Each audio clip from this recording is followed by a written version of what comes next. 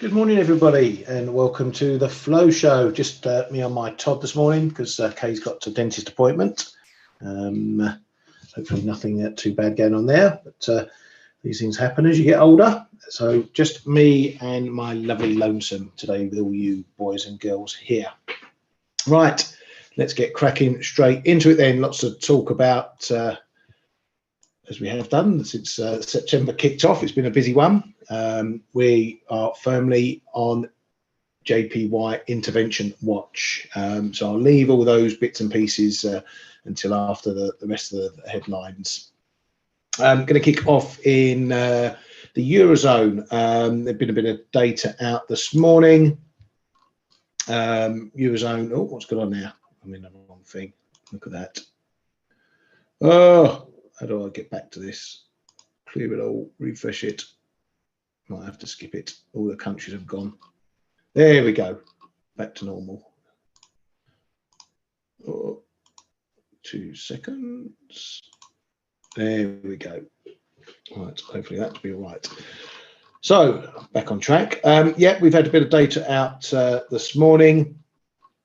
And today, retail sales from the Eurozone coming in a little soft at down 0.2, as expected though. Well, this calendar had minus 0.1, others had minus 0.2. So there or thereabouts, confirming a little dip in retail sales there year on year, not as bad as expected, down 1% versus 1.2%, matching the prior month as well. We've had a little bit of other minor data, let's call it that. PMIs from the construction sector in Europe as well, still looking a bit soft. Couple improved, or one improved. Germany 41.5, massively up from the 41 prior, but all still in contraction. The UK doing a bit better though, better than expected anyway. 50.8 versus 50.5 expected, still below the 51.7, so a dip on last month. Anyway, some GDP data you can see there from Australia, all pretty much in line. Year-on-year number up a bit more than expected, bit better on the quarter. Nothing that's majorly stand out from those numbers. So over to some of the speakers. ECB's Visco says we must be careful on the future policy path. We've got a few members on both sides of the Dove hedge scale going off recently. Centino, as we saw yesterday. A couple more hawkish today, and a couple still sitting on the fence. ECB's Nagel, the German, obviously talking strongly yesterday, said today, overnight, we still haven't reached the target on inflation, and it's wrong to bet on fast cuts after peak rates have been reached. It's currently not worried about a wage price spiral, which means we should all be worried about a wage price spiral. ECB's Villeroy repeated that we are very near or at the peak regarding interest rates. Also, we are near or very near the peak regarding interest rates. The duration of high ECB rates is more important than hikes. ECB's not dropped a little hawkish nudge, saying that markets may underestimate a September hike chance. And I'm actually on his side, depending on how inflation plays out. I think the chances of an ECB hike in September are probably higher than the market's expected at the moment. Very much still the Bank of England, the only bank expected to hike in September. All the rest expected to stay unchanged. But I think the risk for the ECB and particularly for the Fed are higher than the market's making out. Over in the US, and one of the moderate hawks, let's call him that, said that recent data will allow the Fed to proceed carefully. Recent data gives the Fed space before making the next rate decision, so effectively signalling that he's happy with a pause at the next meeting. The jobs market is starting to soften. It's not surprising that the unemployment rate has ticked up. The data is looking good for a soft landing scenario. If inflation keeps coming down, the economy is in a pretty good condition. The data will drive whether the Fed lifts rates again. One more hike is unlikely to send the economy into recession, nor would it damage the jobs market. Until inflation comes down, the Fed will have to keep rates up, and Treasury yields are probably about where they should be. Now, this guy, back in June, July, he was favouring 2 more hikes, one of which we got, and favoured one sometime over the course of the rest of the year. So he's in a bit of a pause mode, but he's still siding with the possibility of another hike to come. Fed's Mester, on the other hand, says that we may have to go a bit higher because the cost of undershooting in monetary policy at the moment is still higher. So staying on the hawkish fence there, not putting any details on September, but still saying that rate hikes are firmly on the table. US factory orders out yesterday in durable goods revision. Again, not too much to write home about. A little better than expected, coming in at only negative 2.1 versus negative 2.5 expected. Still a negative. Strip out transport stuff and things were a bit better. 0.8% there, higher than the prior number. Durables, no real change to those. That big number that moved it this month. The defence number, excluding defence, came in a bit worse, minus 5.5 versus the flash 5.4. Durables overall were largely unchanged. Right, let's get stuck into the intervention talk. That's what is top of mind this morning. So the big move this morning really has been from the top currency diplomat Kanda. He has now been speaking about seeing speculative moves in FX. Then he added the usual lines: won't rule out any options if moves continue, watching with a high sense of urgency. FX moves should reflect fundamentals. What is significant about this is that the jawboning he's stepped that right up. Usually you get all this watching with a sense of urgency, reflecting fundamentals, blah, blah, blah. You get a few days, a couple of weeks of that. If the moves don't stop, then you get them stepping up into, you know, speculation and that sort of thing, and also talking about volatility. So it is a bit of a strange one to find that he's stepping up to speculative moves. We have heard from other members and BOJ people saying that the moves in the dollar are driven by things happening in the US, so on and so forth. So it's not been all one-sided in their view. But for me, it is a big step up the levels. We're pretty much one step from intervention now in terms of the playbook that goes on. What we haven't got right now is the volatility. That is one thing that they're on watch for. You know, this here moving up, you know, taking 2-3 days to move up a couple hundred pips, you know, that's not really in the intervention zone.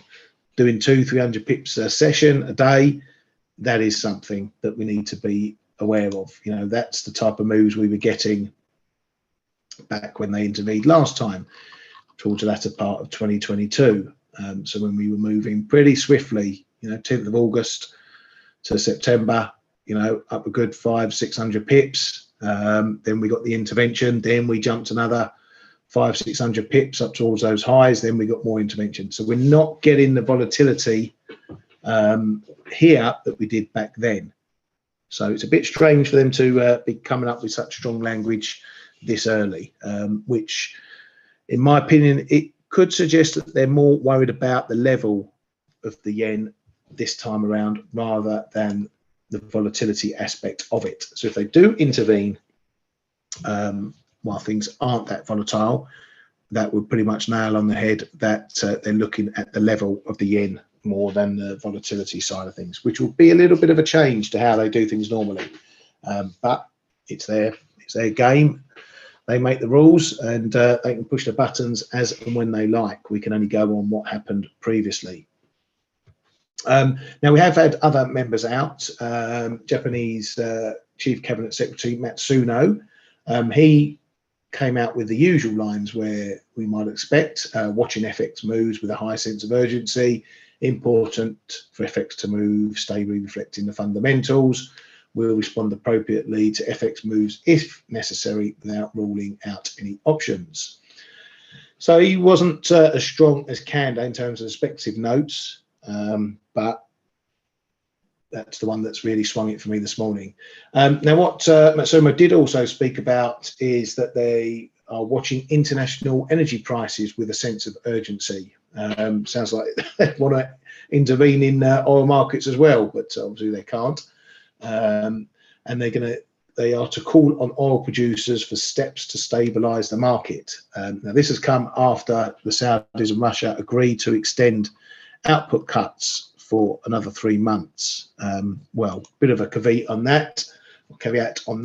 They said they're going to extend for 3 months, but they're going to review it every month.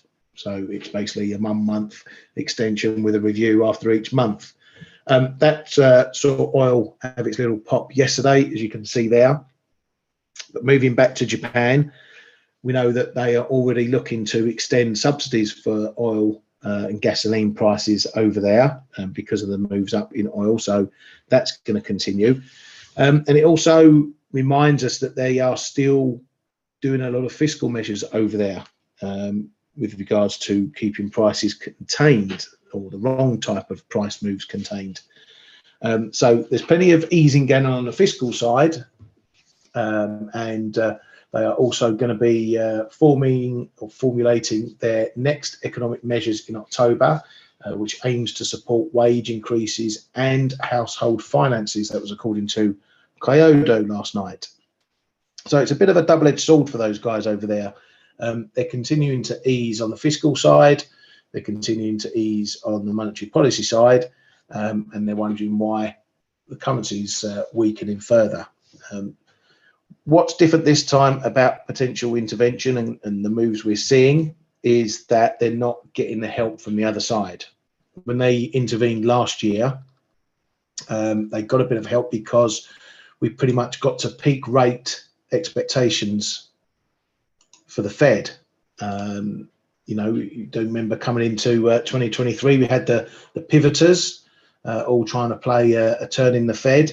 Rate expectations had reached their crescendo back in that period because we had seen a few months of inflation coming down, and it really started stepping down at the beginning of the year. So the market changed its expectations on the Fed. The fundamentals changed in the US. That got them a lot of this part of this move because they only intervened twice up here, and the rest of it was down to the fundamentals.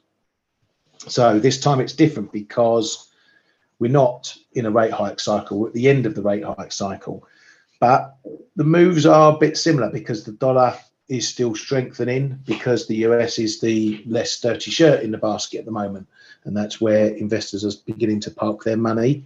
If the Eurozone economy is going to suffer, UK, elsewhere, and the US is going to come out less hit by that, then that's where investors want to put their money. So that's why we're seeing dollar yen also gaining as well. So it's a different situation to back then, but some of the moves are similar. As I said, we haven't got the volatility though. That will be the final piece in the puzzle. Now, what you have to remember with intervention is that they are not here to put a brick wall in the way. They're not here to say we're going to defend 148 and the price isn't going to go through it. If they intervene, they'll knock the market. It will hit it for 400-500 pips. Then they'll take their foot off the gas and the market will do its thing. What we have to see is whether the market takes the hint and decides, no, we're not going to push this any further. That's when you get a top in play. But as we said, we had an intervention in September and then we went another 500-600 pips after. So we have to watch out. If we do get intervention, what happens? Does it mark a top?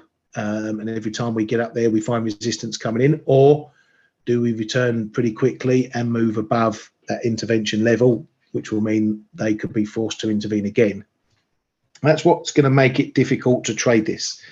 If you want to try and front run intervention, you've got to remember, as much as they've stepped up the jawboning, they can still jaw bone for another 2 weeks before they intervene. That could mean this goes up to back to those highs, 150s, 151s, 152s before they intervene. It all depends on when and where they want to do it. So don't think jumping in here now, just because we've had a step up in intervention talk, means that that's going to be a top. You might find yourself 200-300 pips offside before they even get to intervening. So it's dangerous to try and front run it. It's also going to be dangerous if you're long yen pairs. If you're long dollar yen and riding this nicely, well done, but think about the increased risk now. If they do jump in and intervene, you're going to get hammered for 400 or 500 pips. You need to have your stops in play, maybe tighten them up behind. You still are at risk for your stops being filled at a worse level, depending on how the market reacts to that. If there's any gaps or anything like that, you might get filled at a worse level. So if you're long, you've got to be careful. Now, if you happen to be short and you're catching intervention, then all well and good. Don't look that gift horse in the mouth. If suddenly you see this drop 200, 300, 400 pips, even if it's not intervention, even if it's just a rumor or a murmur in the market, and we get a bit of jumpiness, think of that. You've had 200-300 pips in the space of seconds. Take some money off the table, put it in the bank. If you want to stay in, keep some of the position, feel free to do so, but don't look the gift horse in the mouth. It's not often you get an instant 200, 300, 400 pip move in your favor. So take some money off the table. That, I think, is it from most of the headlines today. So we'll just continue to look at prices and just answer a couple of your questions we already put up. Michael's asking, what can they do to stabilize prices when Saudis and Russia cuts? Are you talking about the Japanese stabilizing prices? If you're talking about their energy prices, they've been offering subsidies. So as the gasoline prices, which I think a week or so ago hit 15-year highs, they basically just suppress the price by paying the difference, if you like. That's what's happening. So that's how they can stabilize prices, but how long that lasts is anyone's guess. The more money they throw at it, the bigger they'll have to borrow, the more pressure it puts on government finances, which has already been under pressure since COVID and everything that's gone on the last few years. The question will be, how long do Russia and the Saudis keep this going for? Because the problem they face, and if you take just the manufacturing sector as a guide and the weakness we've seen throughout, you've got to think that the demand isn't there. So it's okay cutting production, but you still not got the demand there. So it's a, I don't know how you want to call it, it's an ever decreasing circle. You know, it's one thing when demand is 20 barrels a day and you put a cut in of 5 million barrels per day, you know, that's a big thing. But if demand, for example, is 2 million barrels a day and you're cutting 1 million barrels a day, it's a bigger cut, yes, but you're not fixing the demand problem. What you really want is the demand to be there as well, and that's why oil prices have been a bit depressed. Manufacturing has been depressed, as we've seen. That's not good for oil generally. So it's all like we're trying to stabilize markets or trying to fit the price, but overall activity is lower because the demand just isn't catching up. So it's doesn't mean oil can't move up to $100, but if people still aren't buying it, It's not going to help them either way. It's not going to help their finances if they're if they're not selling as much as they were 2 years ago. So it has limited impact on all sides in the financial aspect. But who knows where they want to take the price to? You know, it's been just as much in their favour to keep prices low, to stop inflation kicking off around the world, because that impacts demand and activity. So it's all these things are finely balanced. They're all interconnected. You know, what they do in oil affects what happens in manufacturing. Keep prices low, then maybe manufacturing has a chance to pick up. You start ramping up oil prices, it's going to probably affect manufacturing even more, make things more expensive, put more pressure on activity and prices. So it all plays into one another, all these moves in commodities.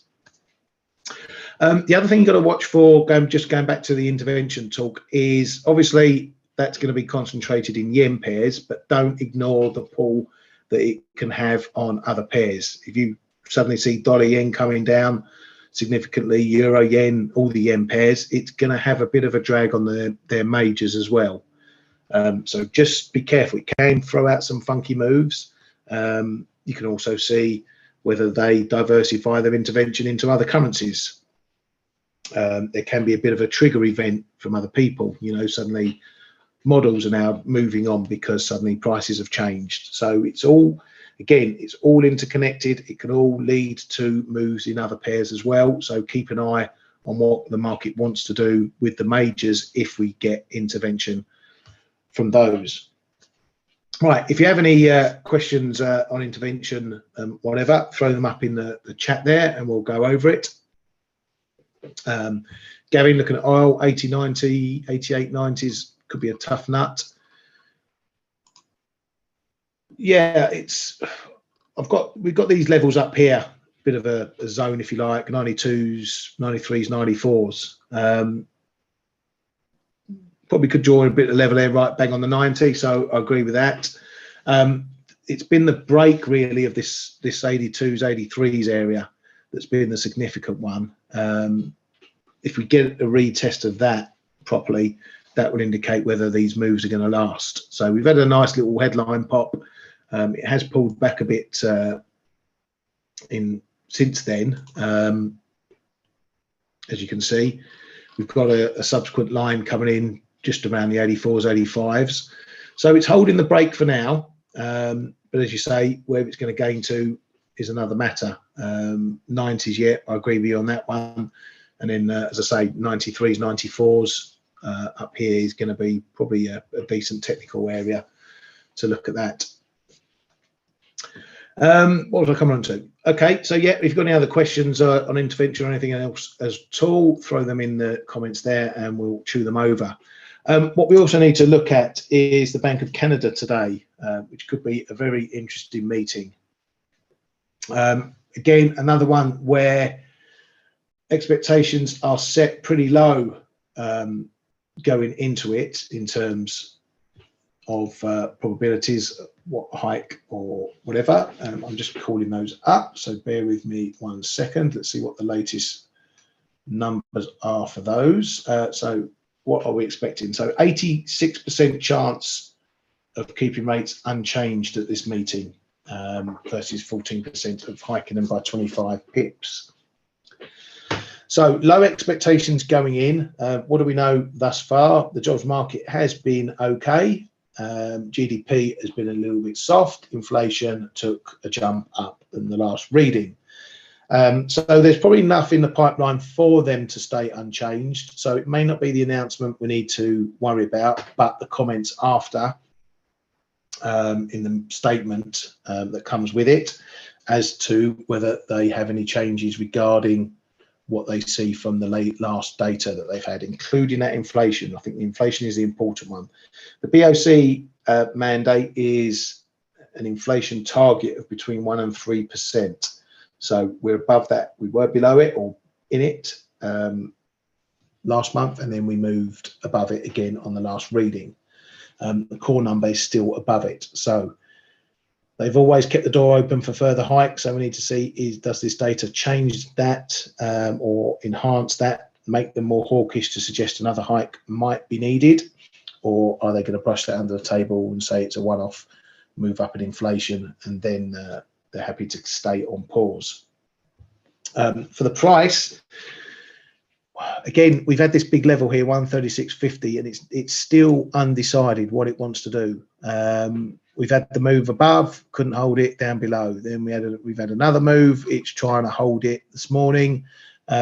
Still not out of the woods. I want to see a decent period of time where it holds this level or pushes up and maybe holds these highs.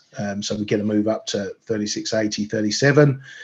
Any dips are limited to these two highs here. And that would suggest we have made the step up from that 136.50. That should solidify as support.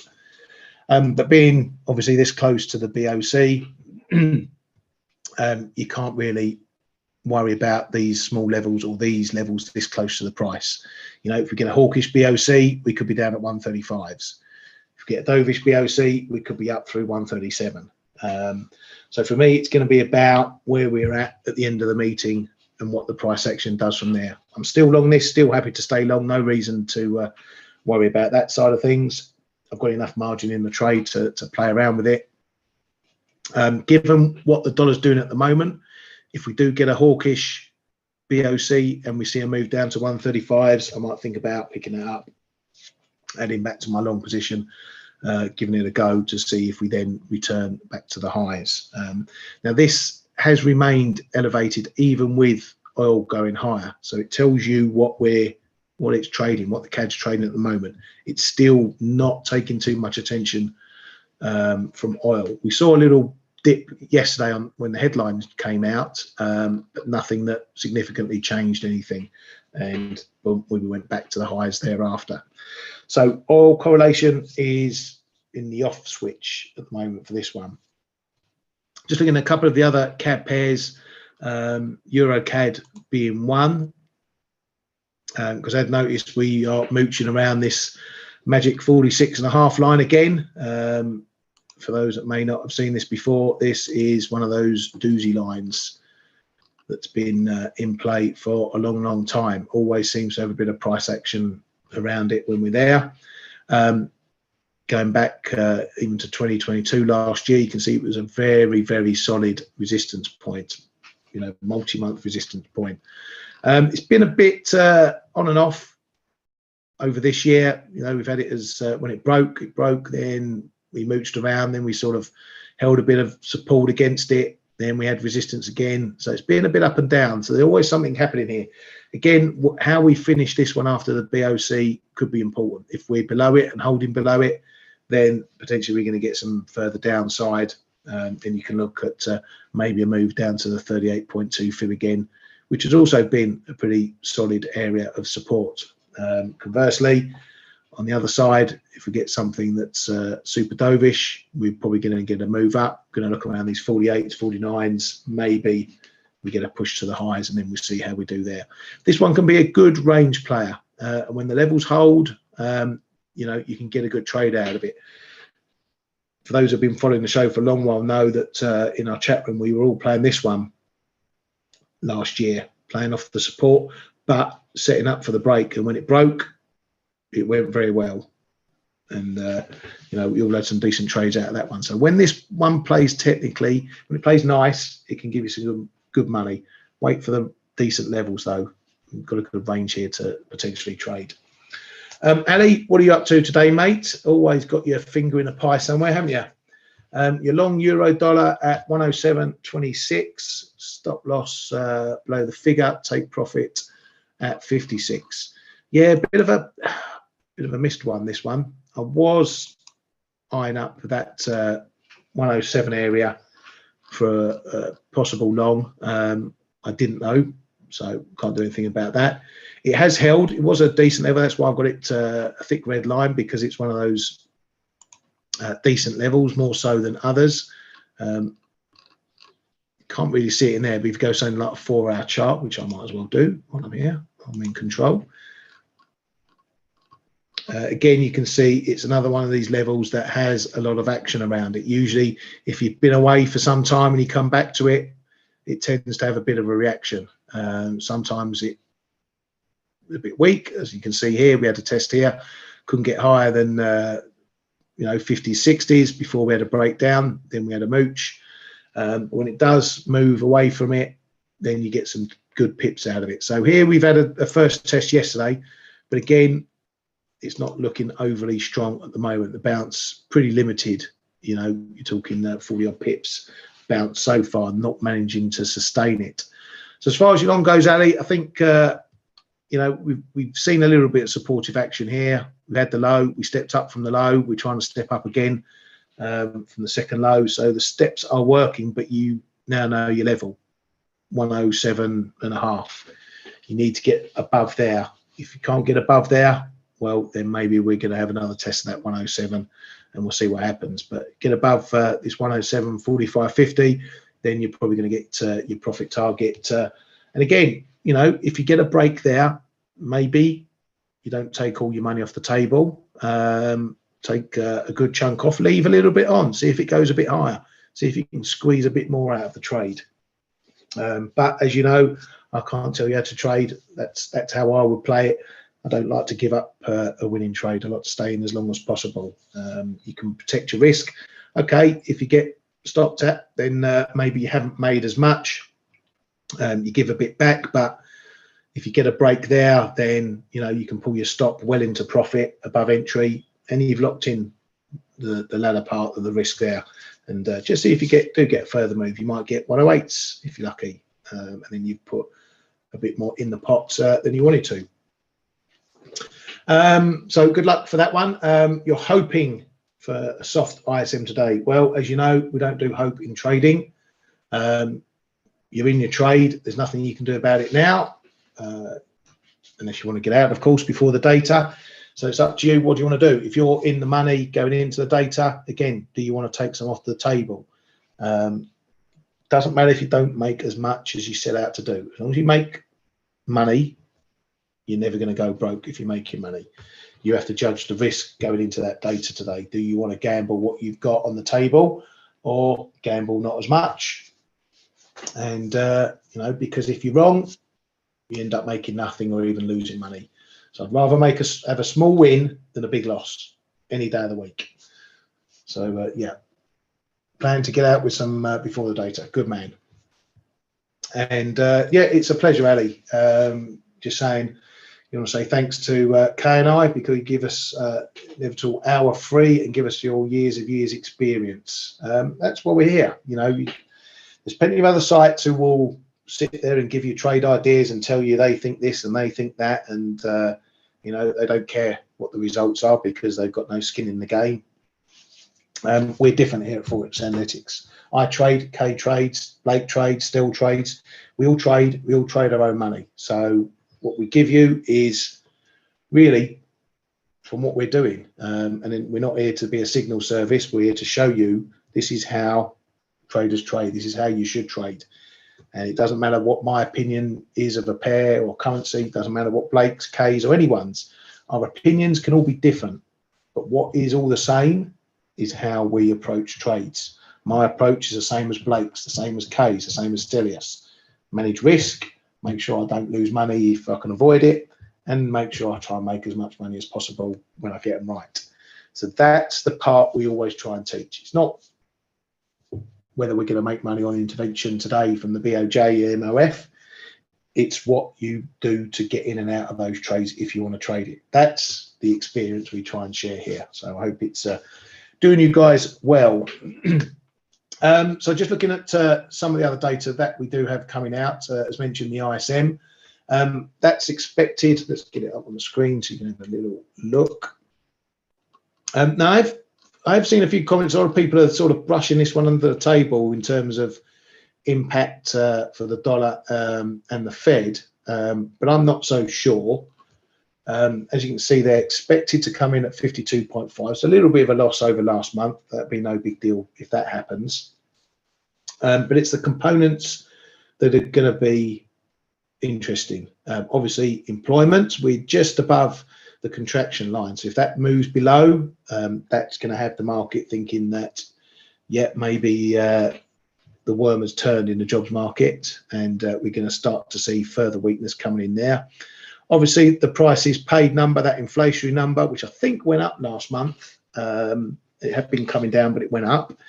So again, look at that one. If we get another upside print, so if we get lower unemployment, higher inflation, that's going to be a bit of a conundrum for the Fed.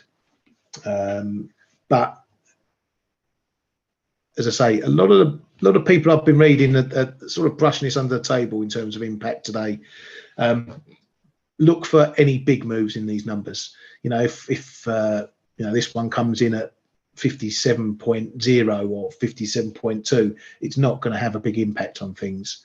But if that, you know, business activity comes in at 40, then we're going to see some moves. So look at the variation that we get today. That's going to indicate how much we're going to get in terms of market moves and volatility there. Right, just going to have a look at a couple of other pairs. So dollar largely, and we'll go back to dollar yen. Dollar largely bouncing back from any setbacks at the moment. You know, we made these highs yesterday. We had that pullback. Pretty much came on the candor comments. Gave the market a little bit of a shot in the arm to say we're watching, don't go too far. We have bounced back strongly again. Not quite getting up to these highs though. So the market may just have a few seeds of doubt sown in by candor now. So it could solidify this upside area, 147s up to 60s, 70s, 80s again. So just keep a look at that price action at the moment. The market may want to see what's coming next. Are we going to get more jaw boning? Is it going to be stronger, or are we close to intervention? But still, volatility is still pretty low. It's elevated compared to normal, but not as it was when they intervened last time. So that's the last piece of the puzzle. If this suddenly jumps up through 148, 148.50s, then we're in the zone, in my opinion. Dollar MEX is on the break. Continued from what we saw last week when we got those FX hedging comments from Banxico pulling out of that. We've broken above the 1740, which is significant, as you can see there. I'll keep it on the short-term frame. This was the number. This was a break point. This was the point that got held. As you can see there, we had support. Decent bounce off support the first time. Another bounce off support again. Then we had the break, and that led to that. Resistance, resistance. And now we've had a break back up. So this is the significant move here. I know Blake's been running this one, so he's had a nice trade on there. The signs had been there. We'd spoken about this before. It had stopped going down, which is always the first signal you want to see when trying to catch the knife. But it's really taken that move from Banxico to give this one a shot in the arm. As you can see, we are starting to find a bit of support into this level. So if you weren't long here, if you're not long up here, and you want to chase it, or you want to get in because you think these moves are going to continue, you know where you want to do it. 1740 is your number. You know, you might need to give it a couple hundred pips because this one moves pretty quickly. So if you get a test down here, retest, and it holds, that'll give you further confirmation that longs are the way forward. You don't need to give it a lot of room, you know, tight below. You maybe stretch it 138, maybe even 135s, depending on how deep your pockets are. But if you're under this 1740, you know you're on the way to getting a hiding if you're long. So that's the way you want to play this one from now. Where can it go? This one can be a bit dangerous because there's a lot of carry people in here. Let's go on to a daily. Now, not a lot of those people are going to get tipped out this carry trade if they're in from the 20s. Okay, this is still a little bit of a move.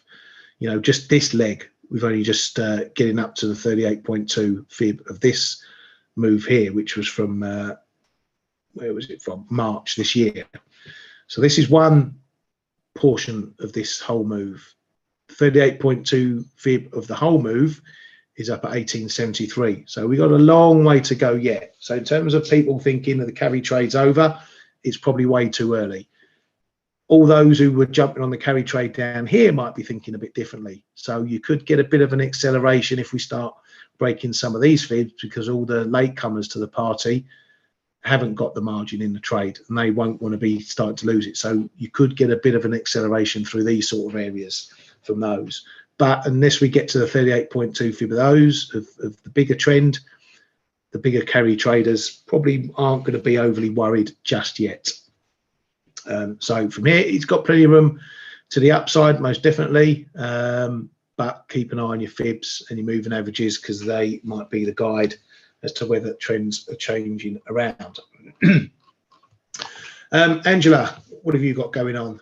Very nice technical play in Euro Sterling this morning. What did you see from that one, Angela? Let us know. I'll have a little look. Excuse me. Let's come onto an hourly. See what that shows. What shall I wait for Angela? Yeah, I'm not sure what we're looking at, Angela. We had a move down yesterday, down towards that 20s area, which, as you know, has been a bit of a level previously. So no surprise to see it support showing up round about there. It's not particularly a level I'll look to trade. I'm still long from 85s down here. But it's one of those levels, if you are coming back down again, you want it to hold, because that gives you the protection above the 85 handle down here. The bounce again through the 85.50. This is one of those funny little pivot levels. If you're above, it can hold. If you're below, it can hold. For me, the wider play is still 85, 86, 85, 87s. We've been watching this for months and months now. It is still indicating that the trend is still coming down. You know, we had this move lower. Let's just come out a bit. We obviously had this big move lower this year, and now it's held. So it's done what it needed to do. First test held, and the bounce. Bounces have been limited though. So, and then we got these lower highs. So it's suggesting that we're not done with this trend, and hence why, and I know this is a repeat, I still don't think this 85 is out of the woods until we start getting above, particularly this 86, 86.10 area. You know, we're still in a bit of a downtrend here, and this might be a resumption of it. But that's why this level's key. And the more times we hold this level down at 85s, 84, 80s, then the greater the breakthrough is going to be if one happens. That's why I'm still running sell stops below this level here, because if it does break, I think it's going to have some decent legs, and it's probably going to be down in the low 84s in a flash, if not more than that. So just be careful with this one. Let's see what Andrew's doing. Intraday setup. Okay, so just playing the range of the previous day. Yeah, very nice. Let's say if you want to short term this one, as I say, you've got plenty of levels you can lean against. That into that 85.20 showed up again as mentioned. So how do you want to play it going on the upside? You know, you've got the move above 85.50. Can we take on 85.70 if you're still in it, Angela? You know, again, see if you can ride it as far as you can if you're not out already. You just exit near the 61.8 retrace. Okay, fair enough. Money in the bank. You hear no complaints from me. Ali, or let's start with Brian. I think, what's the thoughts of people thinking of 0.82? For this one, it's a distinct possibility. The one thing with this one is it does range nicely. You know, you can see decent enough range, 1,000 pips, give or take, to play in between. You know, that's going all the way back 2016, even through Brexit and everything. You know, it's all stayed in a really pretty tight range. So it's a nice one to play. Can it get to 82? Of course. You know, maybe a break of this 85 sees it down to 82s. If we get back down towards these levels, these lows down here, I'm going to be thinking about taking on longs purely to play the range, which has been really solid. But see what the fundamentals are and see what central banks are doing, ECB, BOE at the time. But yeah, 82 is a possibility, but you ain't going to get 82 unless you can get through 85 first. And he says to follow the good principle and not let the fear, hope and greed intervene your trading. It's tough if you're swimming upstream against human nature. There is nothing quite good or bad as trading. They give you a number every day. Yeah, just going back to what I was saying.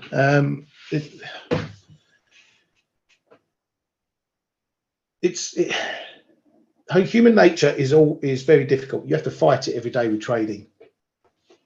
We all fight human nature. You see a market move 200 pips, you think, oh, that's enough. I'm going to get on the other end of that.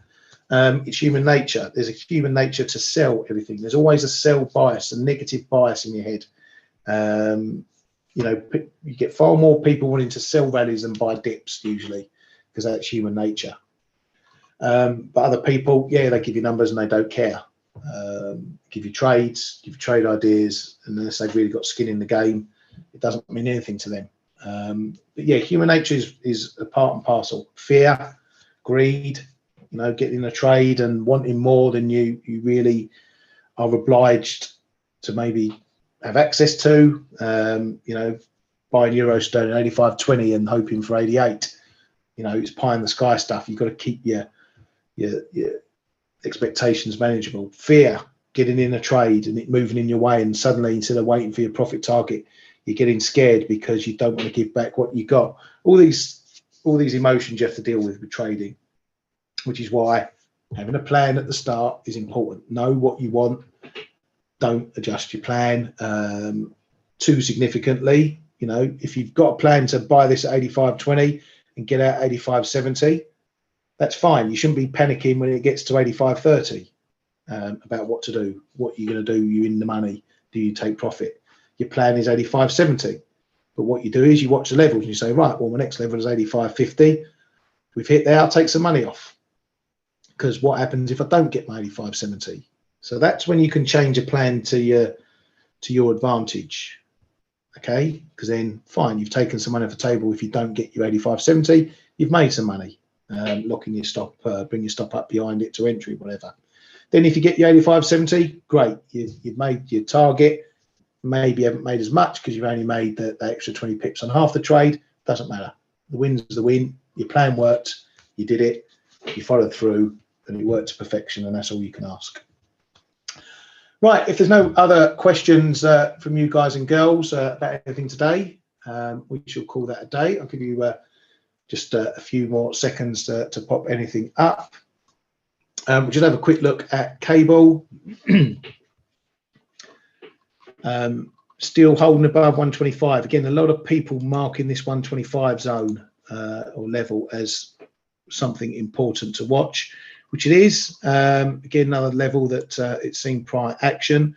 Don't forget, we've got the 124.50, which is probably bigger than the 125. This was that level that, as you can see, goes all the way back to the beginning of the year. Just level that showed up, 124.5, and we were knocking around it for months and months and months. When it broke, it was support. When it broke the other way, it was resistance. So it's probably, if you're going to play off the 125, factor that in. It comes in around the 50 fib of this move up since March. So, or 124.72 is a 50 fib, close enough to 124.50. So keep that in mind, as that might be the support zone bigger than the 125 for that. Right, if there's nothing else, we should call that a day. Thank you very much for coming to the Flow Show and giving us your support. Don't forget to like us on the socials, give us a thumbs up, give us a retweet when we put out for the show. More people we get in here, the greater the conversation we have. Just missed out on a couple of the questions in the Q&A. So just quickly before those, Roberto, do you think the ECB hike will happen whilst German data is so poor? Yes, if inflation's going back up. That's them. That's the ECB. They're all about the inflation. Yes, they will look at growth and activity, but inflation is their mandate, and that's what will drive them, because they've been hiking even while the data's been weakening. Peter B, do you think trading stops can save losses? Yes, use them all the time. If I take money off the table, get above a level or below a level that's gone my way, then that's one of the first things I do. Bring my stops up. If I've taken half the trade off, bring my stops up, protect the risk. Don't have to bring it all the way to entry. You can just bring it into a position where your loss is zero. So if you made 20 pips on your trade and your stop was at 30 pips, you can bring it up 10 pips on the other half and you're at break even. So yeah, trading stops, always good. I'm running a trading stop in dollar CAD for my 131.50 longs, and I'll just keep dragging it up, and it always protects you and locks you in. So yeah, is the answer to that. Anyway, that's it, done and dusted. Be careful over the BOC, be careful over the US data, trade well, make loads of pips. We'll see you tomorrow. Thanks a lot, everyone.